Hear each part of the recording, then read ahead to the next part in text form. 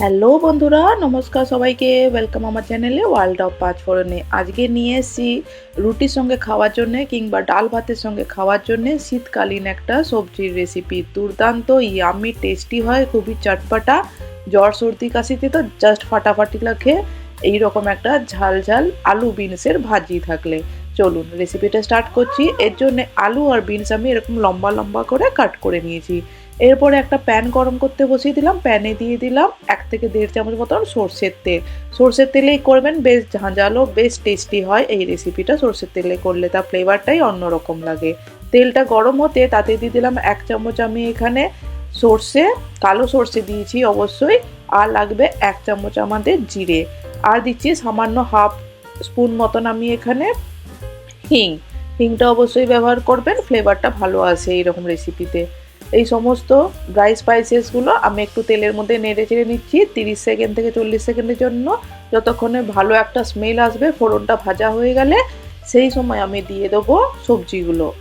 বন্ধুরা, এই রেসিপিটা খুবই কিন্তু চটজলদি হয়ে যায়। ভাজিটা রুটির সঙ্গে খেতে পারেন, ডাল ভাতের সঙ্গেও অসাধারণ লাগবে। আশা করি আপনাদের রেসিপিটা ভালো লাগবে। যদি ভালো লাগে আর চ্যানেল এখনো সাবস্ক্রাইব না করা থাকে, প্লিজ সাবস্ক্রাইব করে দেবেন, বেল আইকনটাও প্রেস করে দেবেন লেটেস্ট নোটিফিকেশান পাওয়ার জন্যে। চাইলে আমাকে ইনস্টাগ্রাম এবং ফেসবুক পেজেও ফলো করতে পারেন। আমি ডেসক্রিপশন বক্সে সমস্ত লিঙ্কগুলো প্রোভাইড করে দেবো। আমি রোজই এরকম নতুন রেসিপি নিয়ে আসি আপনাদের কাছে, আশা করি দেখছেন। আর ইজিলি ফাইন্ড আউট করার জন্য রেসিপিগুলো প্লে লিস্ট বানানো আছে এবং শর্টস ভিডিও আপলোড করি, আপনারা সেটাও দেখতে পারেন।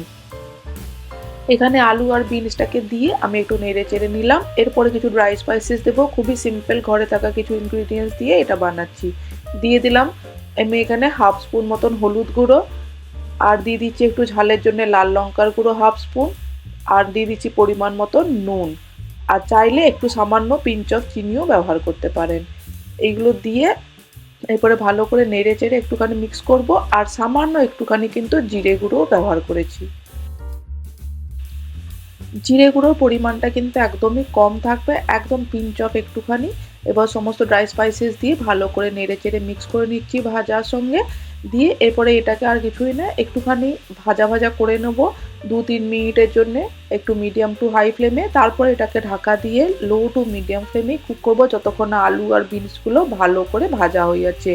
বিনসের নানান ধরনের রেসিপি হয়, তার মধ্যে এটা একটা ঝাল ঝাল চটপাটা একটা রেসিপি শেয়ার করছি।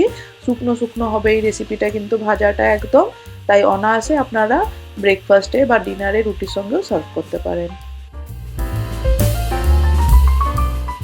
5-7 মিনিটের জন্য একটু ঢাকা দিয়ে দিয়েছিলাম এটা, যাতে আলু আর বিনসটা খুব তাড়াতাড়ি সেদ্ধ হয়ে যায়। ভাজা কিন্তু অলমোস্ট রেডি হয়ে গেছে আমাদের, এখানে দেখে বোঝা যাচ্ছে সেদ্ধ হয়ে গেছে সমস্ত সবজি আমাদের। এই সময় গ্যাসের ফ্লেমটা মিডিয়াম টু হাই করে দেবো আমি এখানে। আর যেই জ্বর সর্দি কাশির কথা বলছিলাম, যাতে মুখের টেস্টটা পাল্টায় এবং টেস্টি হয় খেতে ঝাল ঝাল, সেই জন্য দিয়ে দিচ্ছি উপর থেকে আমি এখানে হাফ স্পুন আমচুর পাউডার। অবশ্যই আমচুর পাউডারটা নামানোর সময়তেই গ্যাসের ফ্লেমটা অফ করে আমাকে দিয়ে দিতে হবে, তাহলে কিন্তু দেখবেন টেস্টটা এই ভাজির একদম পাল্টে যাবে, দারুণ চটপাটা। আর ঝালের জন্য আমি কিন্তু এখনও কিছু ব্যবহার করিনি। এবারে আমি দিয়ে দিচ্ছি বেশ খানিকটা চিলি ফ্লেক্স। চিলি ফ্লেক্সটা উপর থেকেই দিয়ে দিলাম, গ্যাসের ফ্লেম অফ করে দিলাম। আর এই ইনগ্রিডিয়েন্টসগুলো মিক্স করে নিচ্ছি। আমাদের বিনস আলুর চটপাটা ঝাল ঝাল recipe completely ready to B served. এরকম মজার খুবই টেস্টি একটা রেসিপি শেয়ার করলাম, খুবই চটজলদি হয়ে যায়। আশা করি সবার খুব ভালো লেগে থাকবে। যদি ভালো লাগে আমার চ্যানেলটাকে যেতে যেতে লাইক শেয়ার ও সাবস্ক্রাইব করে দেবেন, এবং ভালো লাগলে ফ্রেন্ডস ফ্যামিলিকেও শেয়ার করে দেবেন। এরকম মজার রেসিপি নিয়ে চটজলদি ফেরত আসবো। সবাই ভালো থাকবেন, সুস্থ থাকবেন, এইভাবেই সাপোর্ট করবেন, পাশে থাকবেন। এতক্ষণ পাশে থাকার জন্য অনেক ধন্যবাদ। Thank you.